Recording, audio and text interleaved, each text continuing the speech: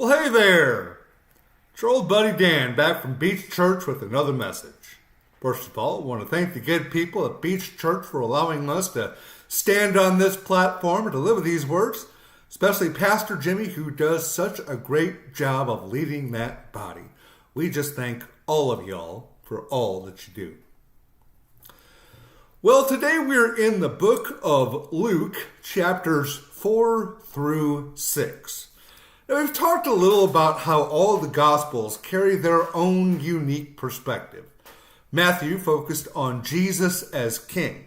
Mark wanted to stick to the facts and just the facts.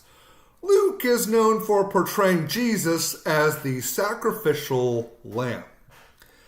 Now, you may not immediately agree with this. Jesus appears to be winning victory after victory. He's always putting the Pharisees in their place. He's healing anyone and everyone. He even triumphs over Satan himself, who tried to tempt Jesus for 40 straight days in the desert. The fact is, even after Jesus walked away from those temptations, he walks straight into another hornet's nest. He goes back to his hometown where he knows they saw him grow up, assuming he was just the son of Joseph, and initially they are touched by his kind words. But eventually, things do get so heated that the people there want to throw him off a cliff. And maybe they would have if not for the intervention of the Holy Spirit. The truth can be very hard to hear. Jesus walked straight to Galilee where he continued to teach. And it is not really until then that we note that he has some success.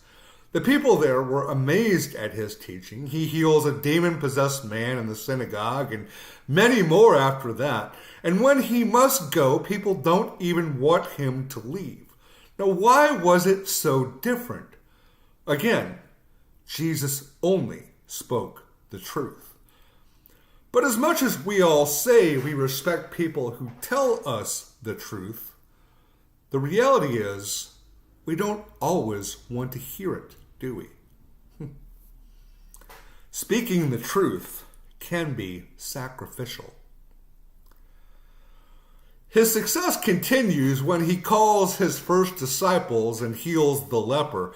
But when the men lower their friend through the roof to where Jesus is teaching, Jesus introduces a dose of truth to the Pharisees. Jesus forgives the man of his sins. Now, the Pharisees start to consider that Jesus just may be blasphemous.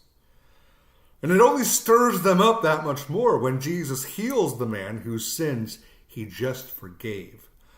And they are not too pleased to see Jesus consorting with the tax-collecting demographic.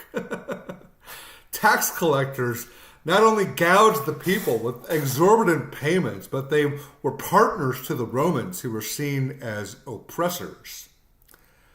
Not surprisingly, none of them could understand why Jesus and his disciples didn't fast and pray as John did. Undeterred, Jesus continued to speak the truth to the Pharisees, and when he healed the man on the Sabbath in the synagogue, the embarrassment to the Pharisees, it was just too much. They began their plot, which led to Jesus' crucifixion.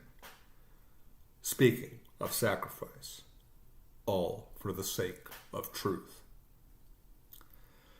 And once that stage is set, Jesus begins urging his disciples to this same sacrifice. He teaches us to love our enemies and to refrain from judgment, making it clear that our fruit will manifest what the mouth speaks, no matter what we try to conceal in our hearts. Jesus gives us a responsibility to build our house on his firm foundation. Well, that's it for today. I appreciate all the time and attention you give us to share these videos.